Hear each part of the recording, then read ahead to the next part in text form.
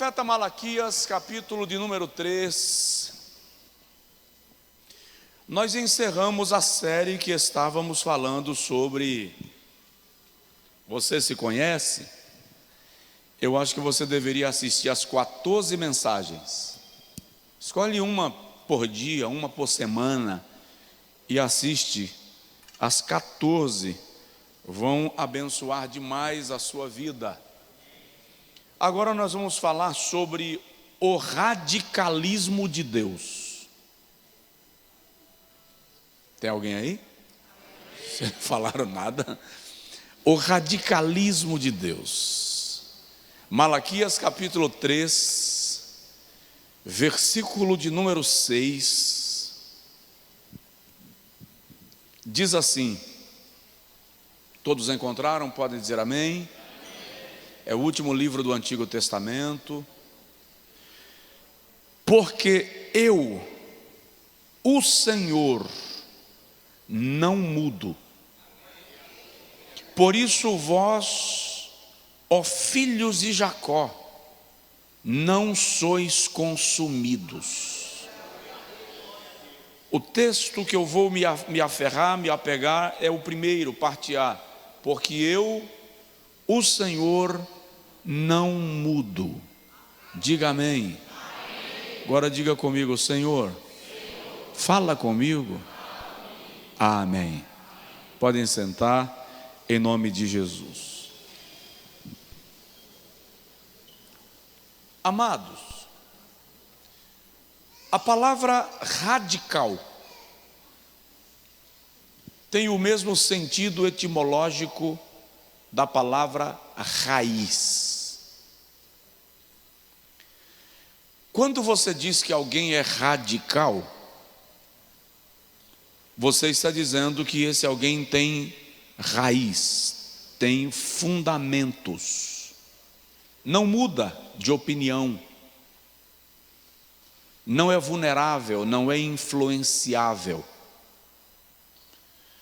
Quando vou falar do radicalismo de Deus, estou dizendo que Deus, em sua natureza, em seu caráter, em sua personalidade, em sua palavra, em sua fidelidade, em sua lealdade, não muda. Ele é radical. Deus não fica velho, Deus não se cansa, Deus é eterno, é perfeito, é santo. Nele não há margem de erro. Não existe chance nenhuma de Deus pecar. Não existe chance nenhuma de Deus estar errado numa decisão. Porque Deus não se equivoca. Ele é radical. A linguagem teológica para isto é imutabilidade. Deus é imutável. Aquele que não muda jamais, sob qualquer circunstância, para atender nenhuma situação, ele jamais mudará. O profeta Malaquias está na lista dos profetas do período do pós-cativeiro. Israel, Judá, ficou em Babilônia e desterrados no império e nas províncias do império de Babilônia por cerca de 70 anos. Quando eles retornaram de Babilônia, o Senhor levanta alguns profetas para guiar o povo e orientar o povo. Neemias é contemporâneo de Malaquias. Neemias é o líder e estadista que vai reorganizar, reestruturar, restaurar a nação. Esdras, que é contemporâneo de Neemias e é contemporâneo de Malaquias. Enquanto Neemias tem a função de restaurar a cidade, Jerusalém, o estado, organizar a cidade, reconstruí-la, inclusive o templo, Esdras tem a função de restaurar o culto, a adoração, o livro da lei. Durante 70 anos que o povo permaneceu no cativeiro, o povo perdeu o vínculo, a afinidade com a lei de Deus. Eles não estavam dispersos em Babilônia, estavam dispersos nas províncias de Babilônia. Entenda-se por províncias, nações que eram dominadas pelo império. Significa que quando esse povo volta do seu desterro, eles trazem uma série de hábitos e de costumes das nações pagãs, da idolatria, da cultura, das práticas das nações ao redor do mundo. A missão de Esdras é ensinar a esse povo sobre a lei de Deus, a cultura do povo de Deus. Considerando que o cativeiro durou 70 anos, vale lembrar que muitos destes que voltam para Jerusalém nasceram no período do cativeiro. Sequer conheciam a cidade santa, sequer conheceram o templo de Salomão, bem como os fundamentos da lei que guiava o povo de Deus. A missão de Malaquias é provocar o povo no serviço, na adoração e no culto. O seu ministério acontece entre os anos 432 e 420 antes de Cristo. E vale ressaltar que quando Malaquias profetiza, o templo já havia sido reconstruído. O culto a Deus já havia sido restaurado, de maneira que o povo de Judá podia adorar a Deus sem sofrer retaliação, sem sofrer perseguição por parte dos seus inimigos. Entretanto, o cenário do livro de Malaquias é caótico, é tenebroso, é de apostasia. Houve uma apostasia geral com o povo de Judá. Tanto os sacerdotes e os levitas, quanto o povo como um todo, decidiu não mais servir ao Senhor. Decidiu viver cada um em função de si mesmo. A religião praticada naquele tempo em Judá era o antropocentrismo, ou seja, eu sou o centro, o que importa é o que eu quero. Por 15 vezes no livro do profeta Malaquias, e olha que só tem 4 capítulos, por 15 vezes o Senhor usa a expressão, vós dizeis, mas assim diz o Senhor. Vós dizeis, mas assim diz o Senhor. É uma prova de que o povo não queria ouvir o que Deus falava, e o povo falava o que queria. O que Deus falava não importava, e cada um falava aquilo que dava na teia. O livro de Malaquias é tão sério que, se o irmão abrir o capítulo 1, versículo 1, o irmão vai perceber que o Senhor começa assim, peso da palavra do Senhor a Israel. Olha a expressão, peso da palavra do Senhor a Israel. O que o Senhor está dizendo é, o que eu vou falar com vocês é sério. Se vocês decidirem continuar no ritmo que vão, se responsabilizem pelas consequências. O Senhor está dizendo, eu estou pesando vocês e a minha palavra. Há uma balança aqui, há uma balança posta. E na balança posta, o Senhor coloca o povo de Judá de um lado e a sua palavra do outro. Ele diz, olha, aqui vai o peso da minha palavra.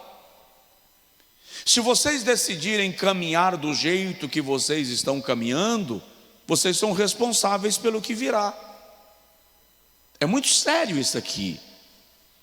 No capítulo 1, versículo 2, o Senhor diz assim, eu vos amei.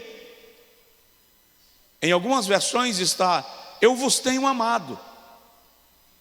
E a expressão eu vos amei ou eu vos tenho amado aqui é ato contínuo. Fala de um Deus que amou o tempo inteiro, de um Deus que não deixou de amar, nem quando eles pecaram, nem enquanto eles estavam no cativeiro. E agora eles estão livres e rebelados contra Deus, e o Senhor está dizendo: eu continuo vos amando. Mas o que Deus está dizendo aqui é: o peso do meu amor, a permanência do meu amor por vocês, tira de vocês a capacidade de argumentação no dia que eu vier para julgá-los, porque eu estou tratando vocês com amor, eu estou tratando vocês com zelo. Mas o povo havia se tornado um povo cínico, um povo esnobe. No capítulo 3, versículo de número 14 e 15, eles dizem assim: para que servir a Deus? É inútil servir ao Senhor. Eles dizem: o que a gente está ganhando em guardar os mandamentos de Deus? Qual é o lucro de obedecer às suas ordens? Na verdade, aqueles que não servem a Deus são mais prósperos do que nós, versículo 15. Os que permanecem no pecado prosperam. Eles perturbam a Deus, tentam a Deus, e nada dá de errado para eles. Observe que o povo de Judá está esnobando Deus. Para que servir? Para que ser crente? Para que adorar? Para que ir ao templo? Se aqueles que não vão lá prosperam. Qual é a vantagem de seguir a Cristo? É isso que eles estão dizendo. É dentro desse contexto que no capítulo 3, versículo 6, o Senhor vem e diz: olha, eu não mudo. E é porque eu não mudo que vocês não foram consumidos. É porque eu não mudo que vocês não foram destruídos. O que Deus está dizendo é: vocês não já foram caçados, extinguidos, eliminados, porque aquilo que eu disse há anos atrás permanece de pé, porque o que eu falei não caiu por terra, porque o que eu digo não perde a validade. Dá para provocar o vizinho e dizer para ele: Deus não muda.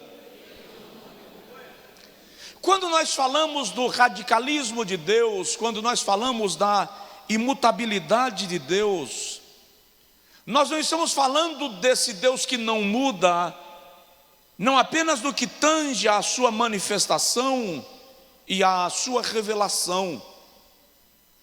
Nós estamos falando do Deus que não muda em seu caráter, do Deus que não muda em suas promessas, do Deus que não muda em sua natureza. No Salmo de número 102, versículo de número 25 até o versículo de número 27, o salmista canta e declara ao Senhor dizendo: desde a antiguidade tu fundaste a terra, desde a eternidade, num pretérito desconhecido, tu fundaste a terra, e os céus foram desenhados pelos teus dedos. Sabe quando você entrega o papel a uma criança e o potinho de tinta, e a criança tem o pincel do lado, mas ela molha a ponta do dedo e resolve pintar com o dedo? O salmista está dizendo que os céus foram ou são o desenho da ponta do dedo de Deus. Tu com os teus dedos fizestes os céus, desenhaste os céus, são obras das tuas mãos. Versículo 26 ele diz: eles perecerão, mas tu permaneces. Todos eles, tanto o céu como a terra, envelhecerão como vestido, como roupa. Mas, como roupas serão mudados. Versículo 27, mas tu és o mesmo, e os teus anos não têm fim. Aleluia. A terra, diz o salmista, está envelhecendo. O sol, diz a ciência, está envelhecendo. A nossa galáxia, diz a ciência, está envelhecendo. Aí o salmista diz, mas o Senhor é o mesmo. Os teus anos não mudam. O Senhor não fica velho. Nada passa para ti. Aleluia. Lá no livro de Números, capítulo 23, versículo 19, quando Balaão profetiza acerca do povo de Israel que está espalhado no deserto, Balaão diz assim, porque Deus não é homem para que minta, nem filho de homem para que se arrependa. Havendo dito, não o fará? E tendo ele prometido, não fará acontecer? Aqui outra vez, o profeta está falando dessa fidelidade de Deus, desse domínio de Deus sobre o tempo e sobre o espaço, porque ele não muda. Davi, aliás, deixa eu ver se é Davi, é Samuel.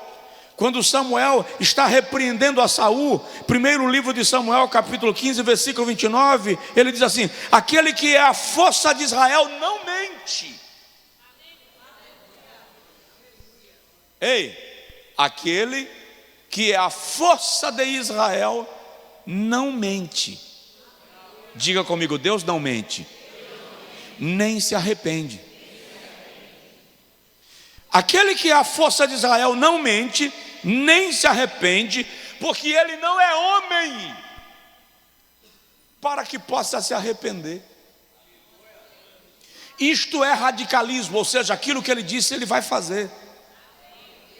Presta atenção, Deus não te promete algo só para se ver livre de você. Você já prometeu alguma coisa para o teu filho para se ver livre dele apurrinhando, chorando, pegando no pé, e você promete só para acalmá-lo? Pode ter certeza que Deus não usa desse mecanismo. Quando Deus te faz uma promessa, porque Ele já decidiu no seu propósito que Ele vai fazer aquilo que Ele te disse que vai fazer. Só se tiver crente na casa, pode dar glória a Deus, por favor. Hebreus, escrito aos Hebreus capítulo 1, versículo 10 a 12, repete o Salmo 102. Ele declara que o Senhor não muda, que a terra passa, envelhece, perece, que o céu será enrolado e jogado num balde de roupa suja, como roupa usada. Mas o Senhor é o mesmo, Hebreus 1, 10, 12. O Senhor é o mesmo, e os seus anos não se acabarão. Deus não fica velho. Diferente de mim e de você, que às vezes nos flagramos lembrando da adolescência, da infância. Deus não tem esses flashes do tempo, porque Ele está no passado e no futuro, exatamente como está no presente. Ele é eterno, significa que Deus conhece o eterno presente. É tanto que Isaías diz que Deus conhece o fim das coisas antes do princípio delas. Ele conhece o final antes que comece. Hebreus 13, versículo 8 diz assim: Jesus Cristo é o mesmo, ontem, hoje e eternamente. Eu encontrei um dia uma irmã chateada com Deus, ela estava orando para Deus resolver um problema e Deus estava demorando demais. E eu encontrei com ela, ela queria encontrar com Deus, mas ela não encontrou Deus, encontrou o pastor. E ela me segurou aqui, ó, e disse assim: eu não aguento mais. Eu dei a Deus 10 dias para resolver o meu problema. Se Ele não resolver em 10 dias, falei, irmã, o tempo para nós é cronos. Diga comigo, cronos. Cronos é o tempo que pode ser medido pelo relógio, medido em minutos, em horas, em dias, em semanas, em anos. Mas para Deus, tempo é kairos, o tempo que não pode ser medido, é o tempo da eternidade. Eu disse a ela, Pedro diz, segunda epístola de Pedro, capítulo 3, versículo 9, que um dia para o Senhor é como 1000 anos, e 1000 anos como um dia. Aí eu disse a ela, a senhora está dando 10 dias para alguém que pode transformar isso em 10.000 anos, porque para Deus não altera. Então preste atenção, para de estabelecer tempo para Deus, porque você está debaixo do tempo, mas Ele está acima do tempo.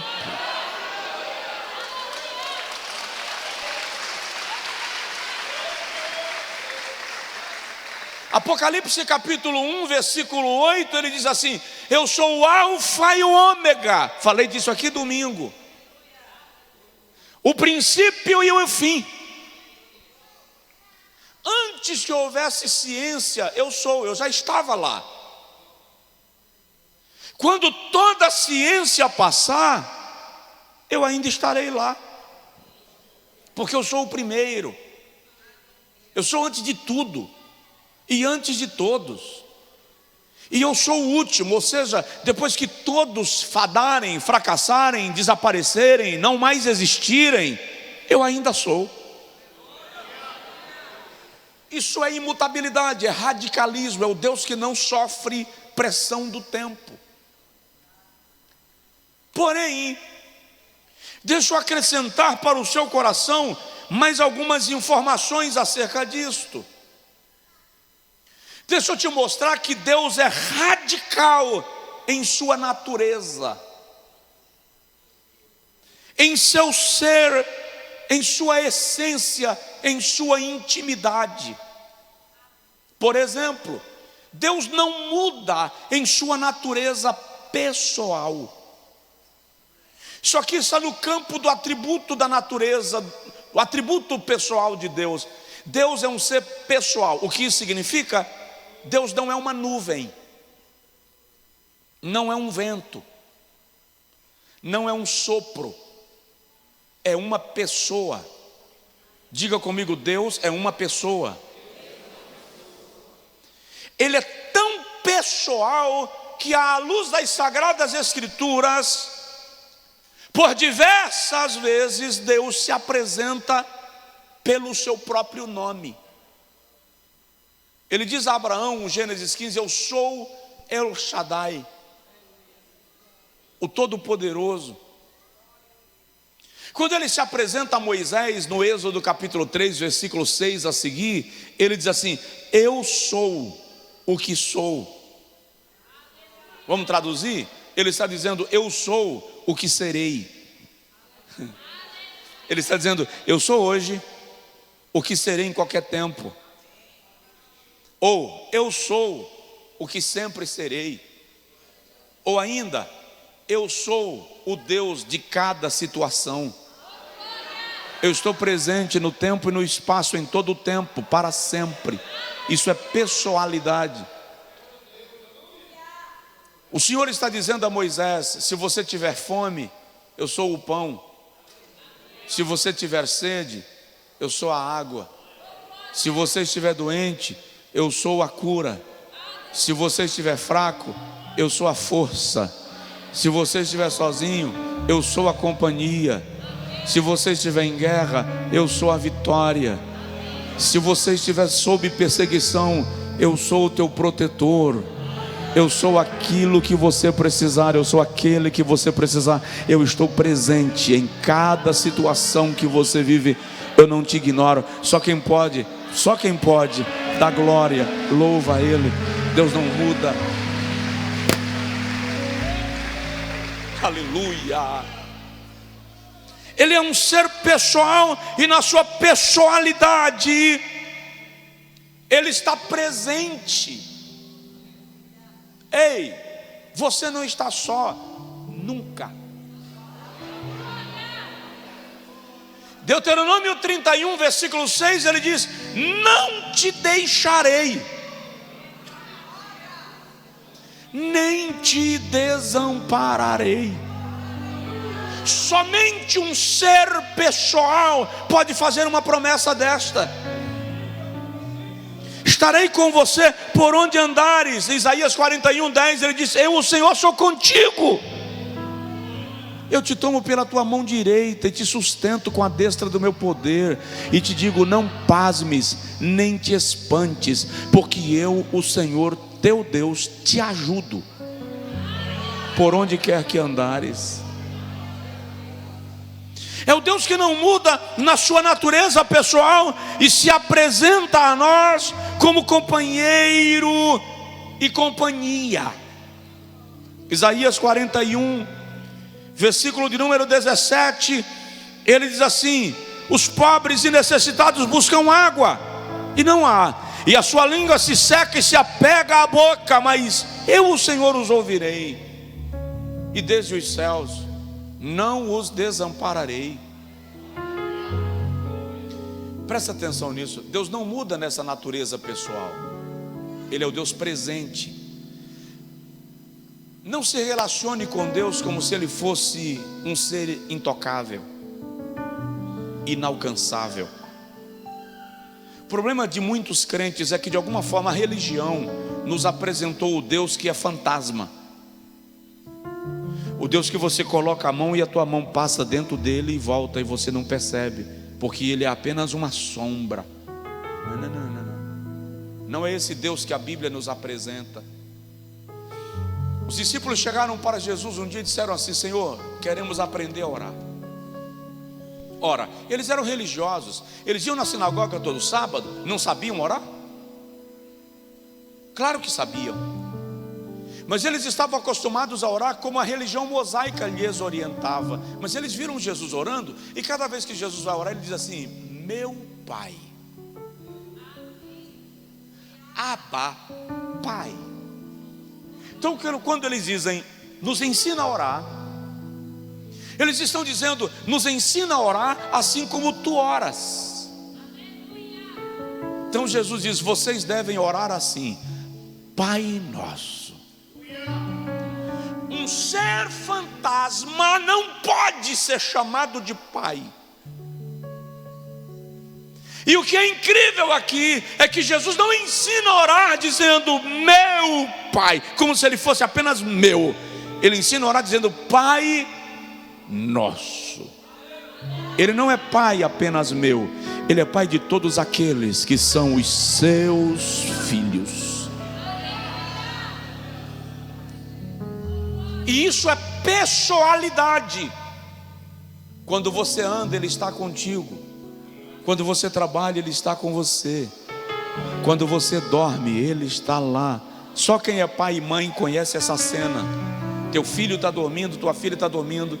Você vai lá no quarto, abre a porta devagarinho, entra no quarto, fica em pé do lado da cama, não toca nele porque você não quer acordá-lo, você não quer assustá-lo, você apenas olha, puxa a coberta, cobre. Se tiver um pernilongo idiota explorando a sua sonolência, você vai lá e expulsa o pernilongo e mata esse infeliz, porque o seu cuidado é com o teu filho. Ei, muitas vezes você está dormindo, você está deitado, você pensa que está só, mas o pai está do lado da cama, em pé, olhando e dizendo: meu filho, minha filha. E ele afugenta o que te perturba e te guarda debaixo da sua poderosa mão. Alabagai, show, abadai, surios, Pai. Conheça esse Deus. Conheça esse Deus. Deus não muda em sua natureza pessoal. Deus não muda em sua natureza triuna. O Pai, o Filho, o Espírito Santo, três pessoas, uma divindade. O Pai agiu sobre a história de Israel, o Filho agiu sobre a história do mundo, o Espírito Santo age sobre a história da igreja. O Pai é o idealizador, articulador e projetista da criação. O Filho é o executor da criação, porque Ele é a palavra. O Pai diz a palavra, e no princípio era o verbo, a palavra. O Espírito Santo é aquele que opera a criação. O Pai é aquele que planeja a salvação. O Filho é aquele que executa a salvação. O Espírito Santo é aquele que aplica a salvação no coração de todos aqueles que nele creem. Mateus capítulo 3, versículo 16 e 17. O Filho está saindo da água batismal. O Espírito desce sobre ele sob a forma corpórea de uma pomba. E o Pai diz: este é o meu Filho amado, em quem me comprazo. Na bênção apostólica, Paulo diz que o amor de Deus, a graça do Senhor Jesus Cristo, a comunhão do Espírito Santo sejam com todos nós. Na ordenança sobre o batismo nas águas, Jesus diz, Mateus 28, 18 a 20, batizando-os em nome do Pai e do Filho e do Espírito Santo. Deus não muda em sua natureza triuna e continua operando na história, no tempo e na igreja, revelando a sua glória, a sua graça, o seu poder, a sua misericórdia, o seu amor, a sua compaixão conosco. Conheça Deus. Deus não muda em sua natureza moral. Diga comigo, Deus não muda em sua natureza moral. O que isso significa? O que eu vou dizer aqui é sério e é grave. Significa que o que era pecado para Deus no Antigo Testamento continua sendo pecado no Novo. O que é pecado para um homem é pecado para uma mulher. Deus não faz essa acepção. Para Deus, o que é pecado para um adulto é pecado para uma criança. Não há dois pesos e duas medidas. Deus não usa duas balanças. Sua natureza moral não muda. Ele é santo e é perfeitamente santo. Nós vamos encontrar no texto sagrado, lá no segundo livro das Crônicas, capítulo 36, versículo 11 a 17, quando Deus decide punir o povo de Israel, diz o texto, que não escapou nem velhos, nem crianças, nem homens, nem mulheres, e até os jovens foram alcançados pela fúria do seu juízo. Ezequiel capítulo 9, versículo 1 a 6, Ezequiel tem uma visão e ele vê homens armados entrando na cidade de Jerusalém, e o Senhor diz aos homens armados: matai homens e mulheres, velhos e crianças, não deixai escapar ninguém. De repente Ezequiel vê, quando vem um outro homem com um tintureiro na mão, e o Senhor diz aos homens armados: esperem até que sejam marcados com tinta aqueles que ainda choram no meu altar. A diferença que Deus faz de um povo para outro povo não está no seu gênero sexual, não está na sua idade, não está na sua cultura, está na sua postura. Aqueles que ainda choram diante do meu altar serão preservados. Porque Deus não muda em sua natureza moral. Para de achar que Deus era mau e agora ficou bonzinho. Deus era intolerante, insuportável e agora Deus politizou. Conversa fiada. Deus não muda. Ele é santo e nele não há margem de erro.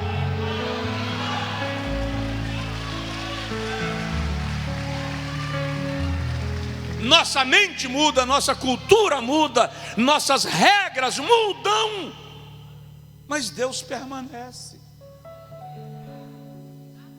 Tem alguém aí?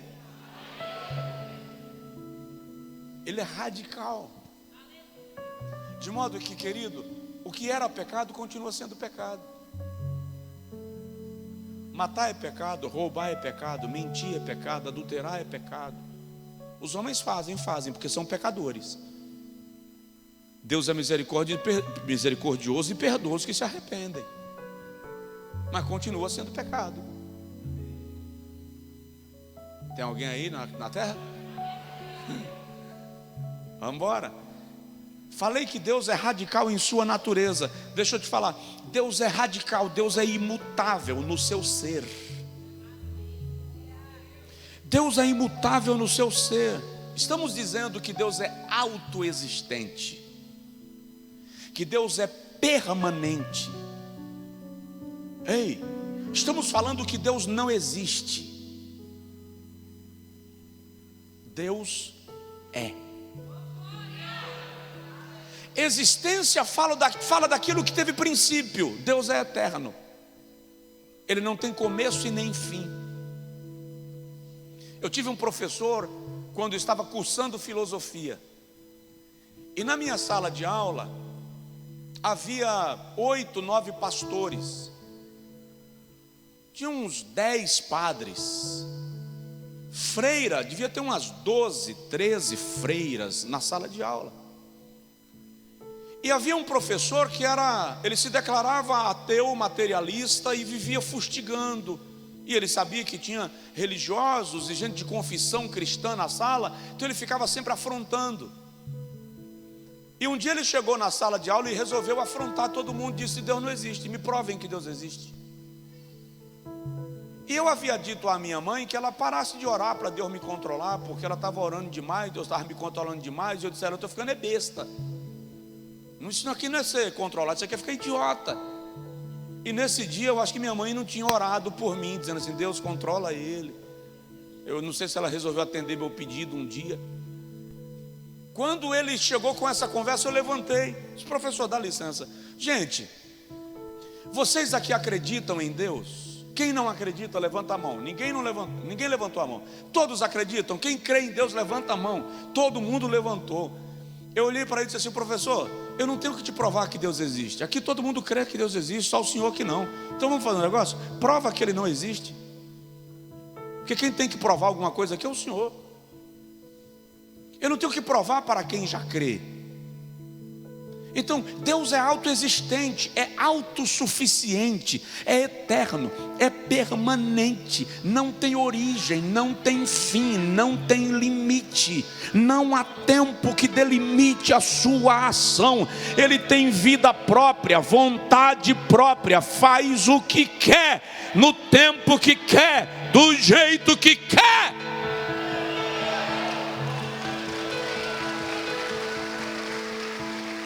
E o incrível, ele não tem que dar satisfação a ninguém.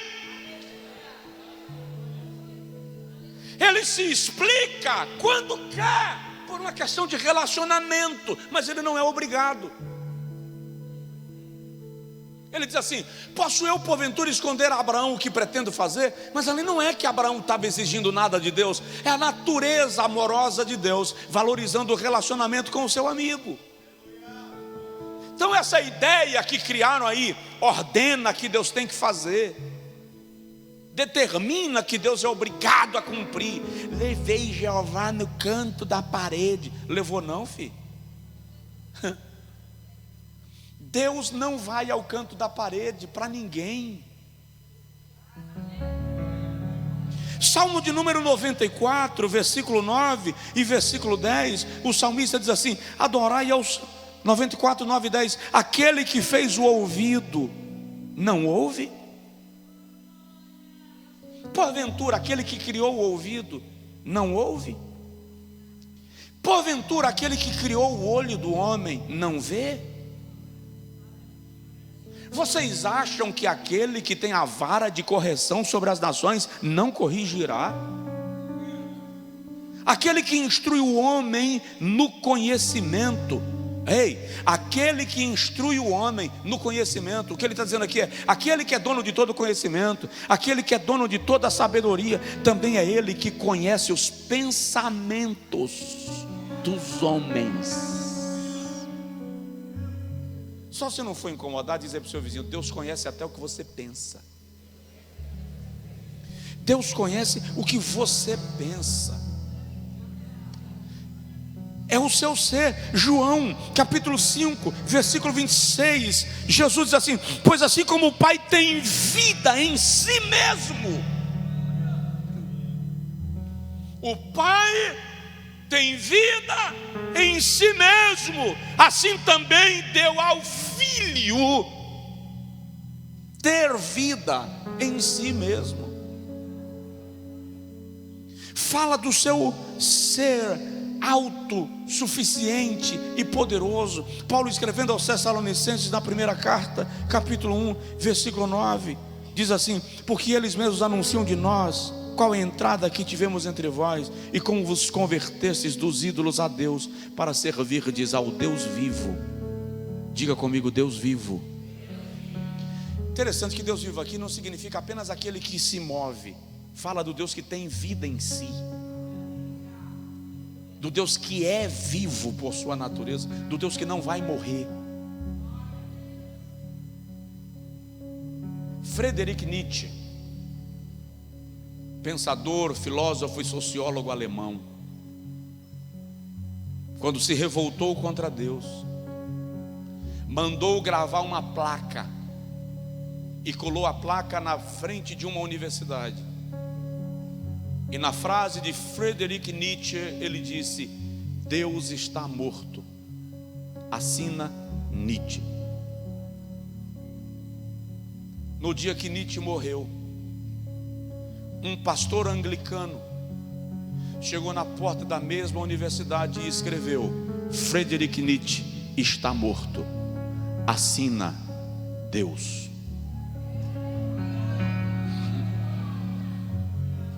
Os homens vão morrer e Deus vai permanecer no seu lugar. Pastor, por que tem tanta blasfêmia, tanta esculhambação? As pessoas estão fazendo coisas contra Deus, afrontam Deus e Deus não reage. Ô queridão, quem é Senhor do tempo não tem que se preocupar com aquele que está limitado pelo tempo.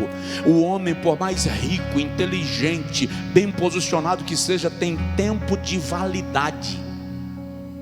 Deus permanece. Os homens levantam e caem, reinam e são decepados, vivem e morrem, nascem e envelhecem, e Deus permanece no seu lugar, sem sofrer abalo, mudança e variação.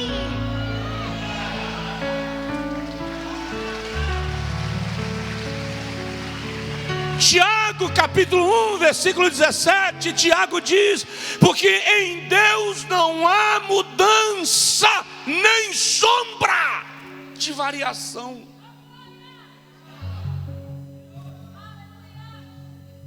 Deus não muda nem o seu estado de humor, gente.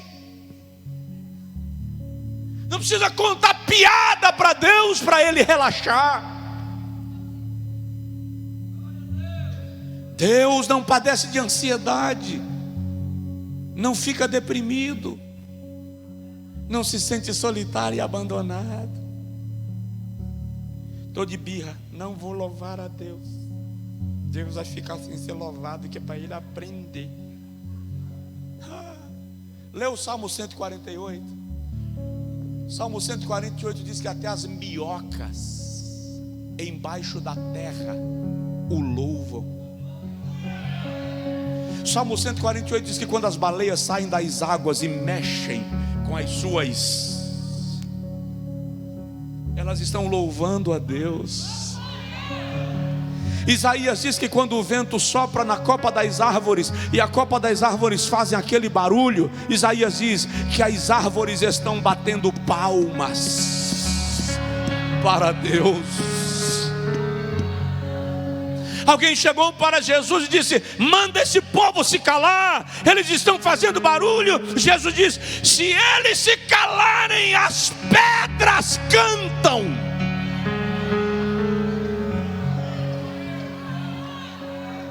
Você acha que se eu resolver não falar mais de Deus, ele fica sem representante? Vamos fechar a igreja, que agora Deus vai ficar magoado. Você crê mesmo? Ele é glorificado em sua natureza, na sua criação. Salmo 19: os céus proclamam a glória de Deus, e o firmamento anuncia as obras das suas mãos. Um dia faz declaração a outro dia, e uma noite traz revelação a outra noite. Não há voz nem fala, mas em toda a terra se ouve as suas palavras. Eu tenho que dizer: Deus é Deus, e Ele está sendo louvado o tempo inteiro. Oh, aleluia!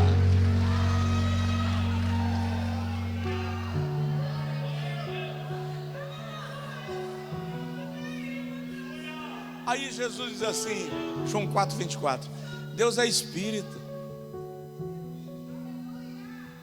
e importa que os que o adoram, o adorem em espírito e em verdade.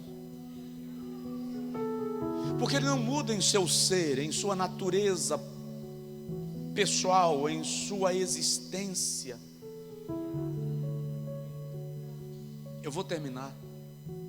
Deus é radical em suas propriedades. Deus não muda em suas propriedades.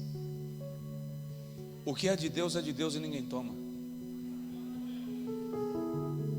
Existem pelo menos 3 atributos da natureza de Deus que Ele não compartilha com ninguém. Ele não dá.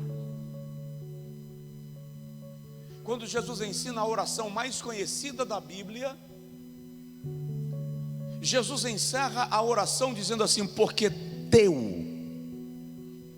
E teu ali indica propriedade exclusiva. Teu é o reino, teu é o poder, tua é a glória para sempre. Significa que ninguém toma o trono de Deus, ninguém rouba o seu poder, ninguém lhe deixa sem glória. Reis e reis se levantam, envelhecem, são substituídos, morrem e desaparecem na história, mas Ele continua reinando, porque o seu reino é eterno. Homens poderosos se levantam e perdem o seu poder, mas a Bíblia diz, Salmo 62:11: o poder pertence a Deus. Diga comigo: o poder pertence a Deus. A glória, Ele diz: eu sou o Senhor, Isaías 40, versículo 8: fora de mim não há outro. Não darei o meu louvor a ninguém mais, nem a minha glória às imagens esculpidas.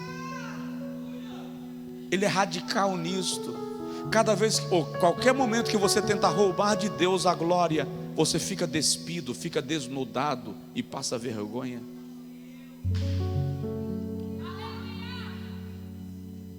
Bernard Johnson, pastor norte-americano que viveu por muitos anos no Brasil, tinha uma expressão que ele dizia: a glória é do Senhor e a alegria é nossa.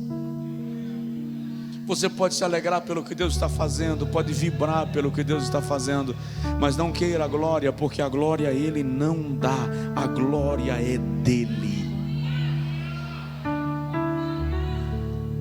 O rei de Josafá, quando está orando diante do ataque que ele está sofrendo dos reis do Monte Seir, segundo as Crônicas capítulo 20 versículo 6, Josafá diz assim: Senhor, em tuas mãos há poder e força. Tu tens o poder para levantar e para fazer cair. Diga que você está me entendendo. E eu tenho uma notícia para você sobre esse Deus radical. Ele é teu Pai.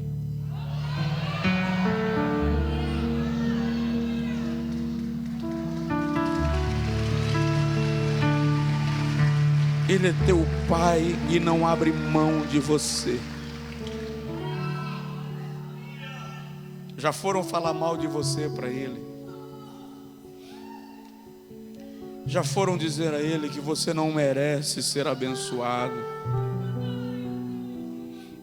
Aí Ele diz assim: mas Ele é meu filho,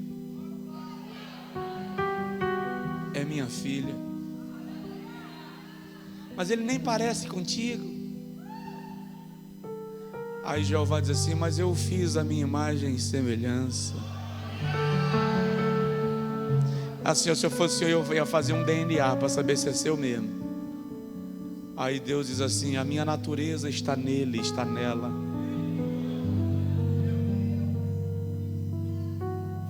Ele não vai dar a sua glória, não vai dar o seu poder, não vai dar o seu reino, mas Ele deu a mim algo e a você. O que, pastor? A sua imagem e semelhança.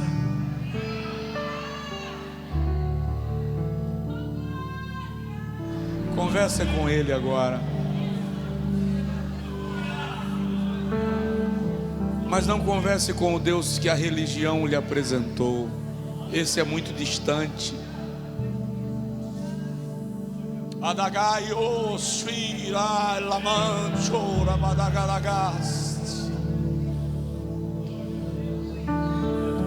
Conversa com o Pai.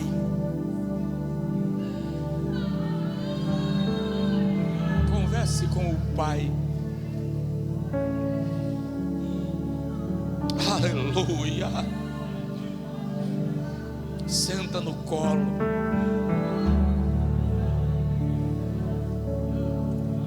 Pai,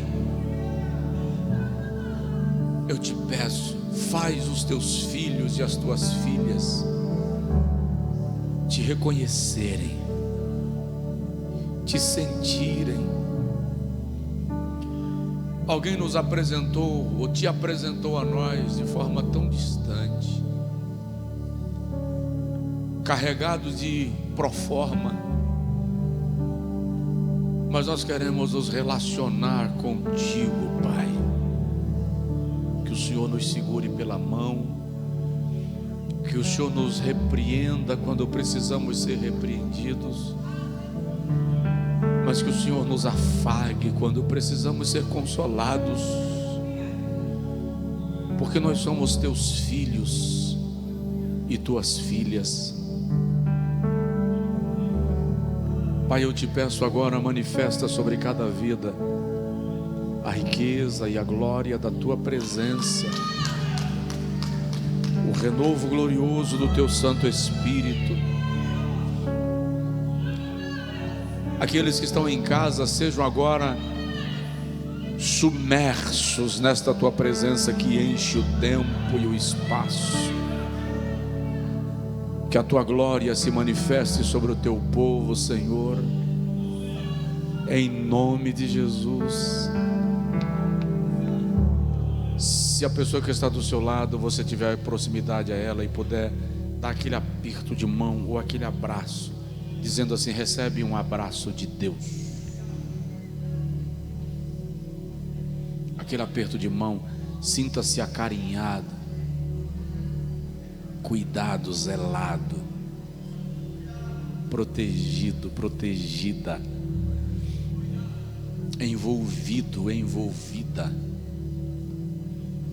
por Ele.